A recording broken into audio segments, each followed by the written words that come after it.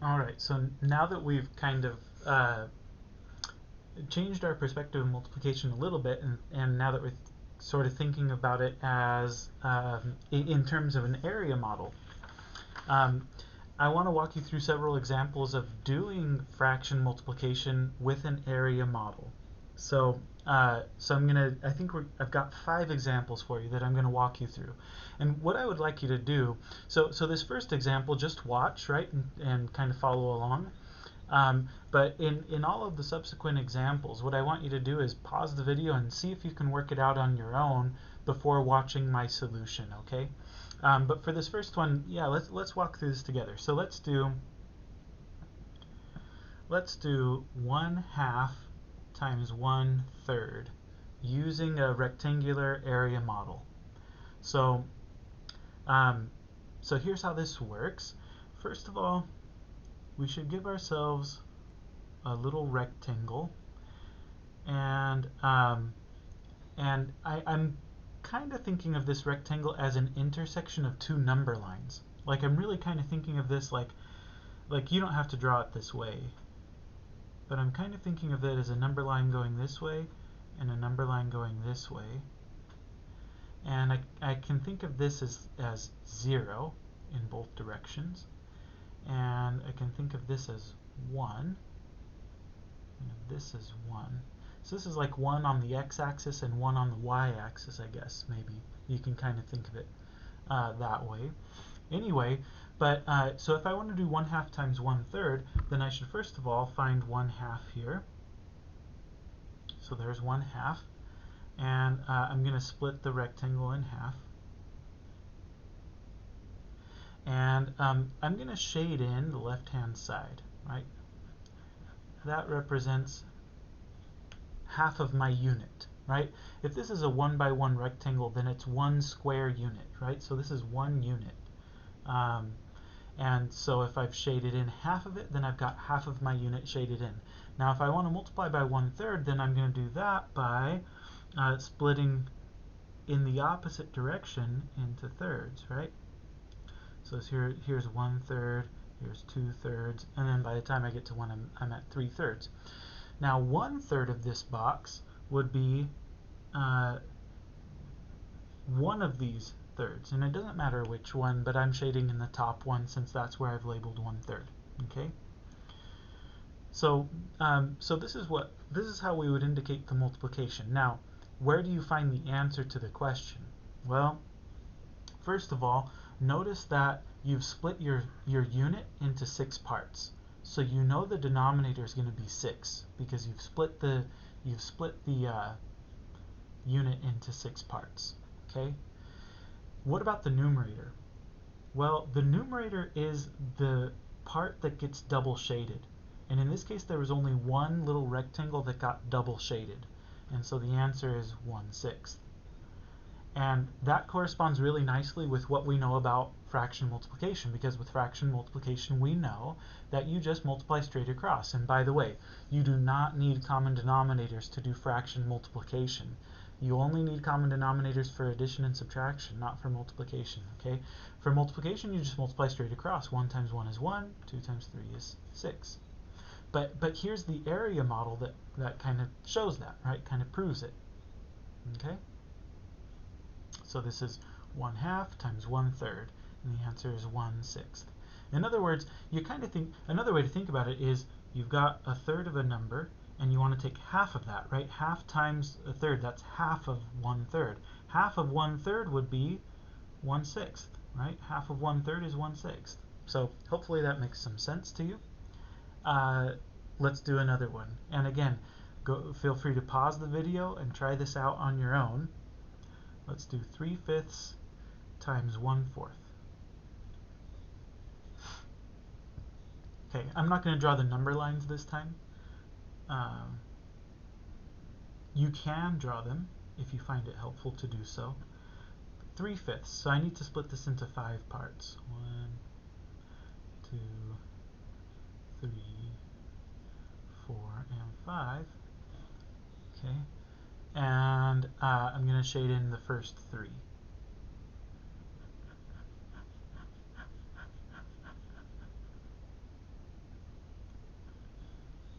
Using different colors might actually be really nice here.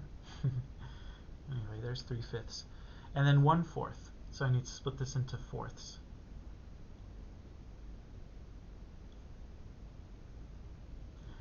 And so there's 1/4. And I'm gonna do the cross hatching in the opposite direction so it's easier to see where I've double shaded. Okay. So what's the answer? Well, how many? By the way, this is 1 and this is 1, right? This gets me 1/4, 2, 3, 4/4. This is 1/5, 2, 3, 4, 5/5, right? So 1 and 1. So this is a 1 by 1 unit, so this is 1 unit, and I've split that unit into 1, 2, 3, 4, 5, 6, 7, 8, 9, 10, 11, 12, 13, 14, 15, 16, 17, 18, 19, 20 parts. So I've split a unit into 20 parts, so that tells me the denominator is going to be 20. Now, how many of the parts are double shaded? 1, 2, 3 of them. Okay. And obviously, if you were actually teaching kids fractions, you wouldn't want to do this forever, right? You wouldn't want to draw the area model forever. This is just a nice way to sort of introduce the concept. But eventually you do want to point out that really what we end up doing is just we're multiplying the numerator with numerator and denominator with denominator. But it's important to give your students some reason as to why multiplication works that way, because it works so very differently from the way that we add fractions, right? We add fractions totally differently. We find common denominators and then we add the numerators but leave the denominator unchanged, and that's really confusing. But then you go on to multiplication and now suddenly you're just multiplying straight across, and it's like, why? You know? So it's good to be able to give them some kind of reasoning as to why this works out. Anyway, so there you go. 3/5 times 1/4 is 3/20. Let's do another one.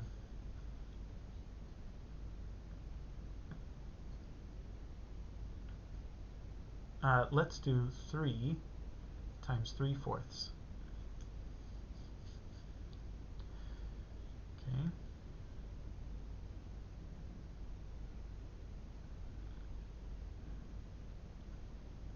Okay, so here's what I'm going to do. I'm going to give myself, since I need to have 3, I'm going to give myself 3 units this time. And this is not going to be to scale, because otherwise I'd run out of room on my page. But this is 1, 2, 3 is how I'm thinking of it. And then 3 would just be, well, it would be the entire box, right? So it's this entire thing.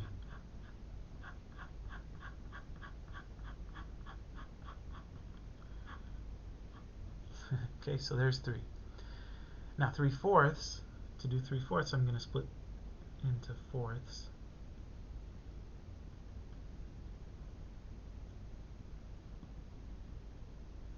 There's 3/4 right there.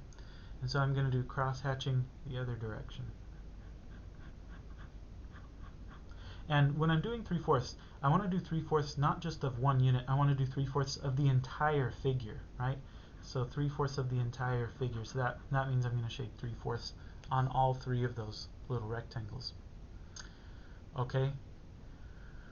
Now, how do we find the answer to this? Well, first of all, your denominator is the number of rectangles that you split one unit into. So you might be tempted to count all of these up and say 1, 2, 3, 4, 5, 6, 7, 8, 9, 10, 11, 12, and then say that your denominator is 12. That would be wrong, okay? Because your denominator is how many units, or how many rectangles you split one unit into. A unit is a 1 by 1 rectangle.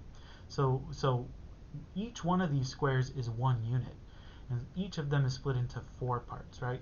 So we're splitting the units into 4 parts. So our denominator is going to be 4. Now, how many of those rectangles did we end up shading in? How many of them did we take? How many rectangles are double shaded? 1, 2, 3, 4, 5, 6, 7, 8, 9. So you get 9/4. Now, if you want to get a whole number answer, here's what you could do. You could kind of visualize taking this little rectangle and using it to fill in that bottom rectangle there. And you could take this little rectangle and imagine taking it to fill in that little rectangle down there. And what you'd notice is that you have one entire unit filled in now, and then another entire unit filled in, and then 1/4 left over. And so you can also see the mixed number version of the answer. You can see that, okay, this is 1, 2, and 1/4. Right, so you can see the mixed number answer in your diagram as well by doing a little bit of rearranging of some of these little rectangles. Okay, let's do another one. Let's do 2/3 times 1 1/6. Okay, again, go ahead and give it a pause, see if you can do that, see if you can figure that out on your own.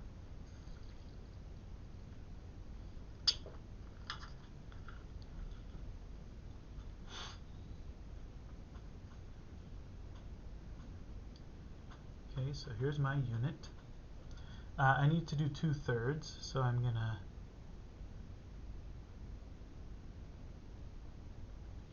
split it into thirds, and there's 2/3 right there, and then I'm gonna shade that in.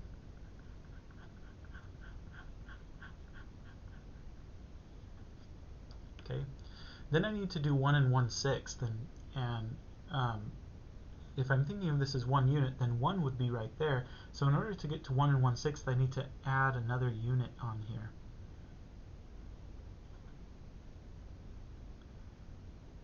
Which means this shading needs to continue down.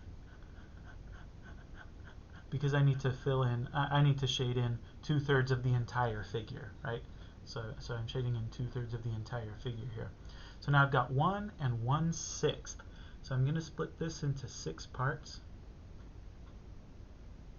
So I'm going to do halves and then thirds, right, in order to get 6 parts in total.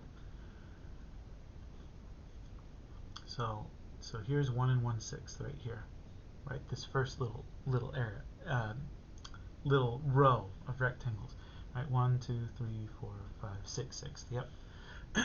Okay, so 1 1/6 would be all of this stuff, all the way down to this line right here.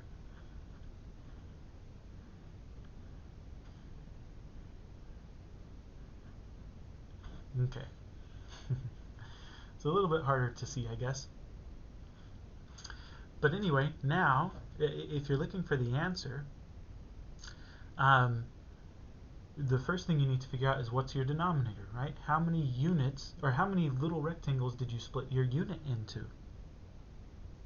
Well, if you're looking at this unit, you only split it into 3. If you're looking at this unit, you split it into 1, 2, 3, 4, 5, 6 times 3, so you split it into 18 parts. That's the one that you're looking for, because your answer is how many of these little rectangles are double shaded. So what that tells me is that it might be easier for counting purposes. In order to do the counting, it might be easier if I go ahead and split this top rectangle into 6 parts as well. So that I know how many little rectangles I've shaded in. So now that I've got everything split into equal parts, it's a little easier. But anyway, yeah, I've split each unit into 18 parts. And how many of them are shaded? 1, 2, 3, 4, 5, 6, 7, 8, 9, 10, 11, 12, 13, 14. 14 of them are double shaded. Okay. You can reduce that. We can reduce it by 2 to get 7/9, right? So that's that.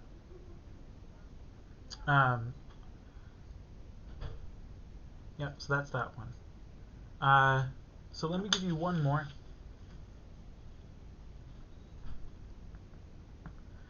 Let's do 2 1/5. Ooh, I'm going to do this on the other page because I'm going to run out of room otherwise. This is kind of a big one. I guess I could just draw my rectangle smaller, but anyway, let's do 2 1/5 times 3 2/3. Okay, so go ahead and give that a pause and see if you can work it out. Okay, here I go. So maybe that's 1 unit, right? So like this is 1, this is 1. But I need to go out to 2 1/5 this way. So I'm going to go 2, and then I need one more to get out to 1/5. So this is 1, 2, and 3. So 2 and 1/5 means that I need to split this into 5 parts. So I'm just going to kind of eyeball that. 1, 2, 3, 4, and 5.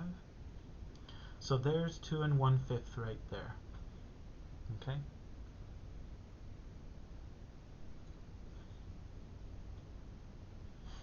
Two and 1/5 right there.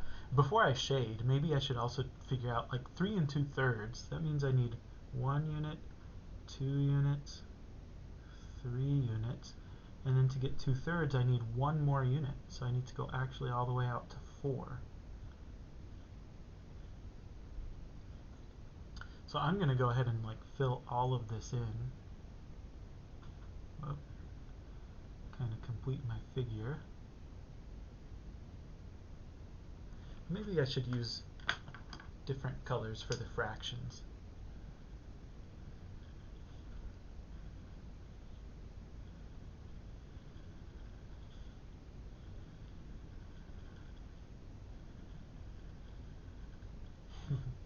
Okay, so where's 3 and 2/3? It's going to be 3, and then I'm going to need to split this into thirds, right?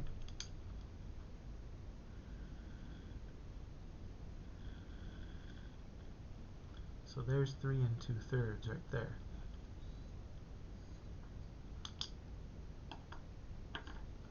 Okay, now when you're dealing with something this big, man, it starts to get really messy. So I think instead of doing like all this crazy cross-hatching and stuff, I'm just going to know that like when I shade out to 2 and 1/5, that's this line right here. So I know that I'm not going to cross that line when I'm shading vertically. And then when I'm shading horizontally, I know that I'm not going to cross this line.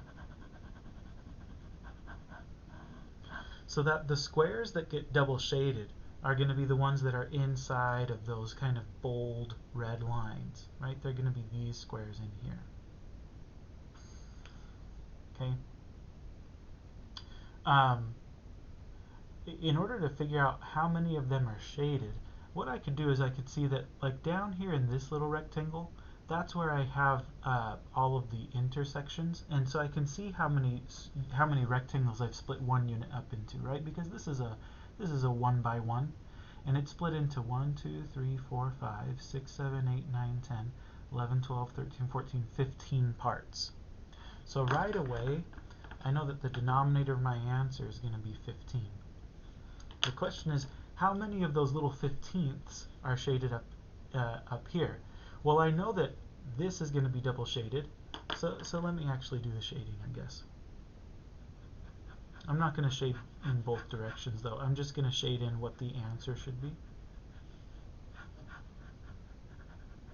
Right, so the answer should look something like this.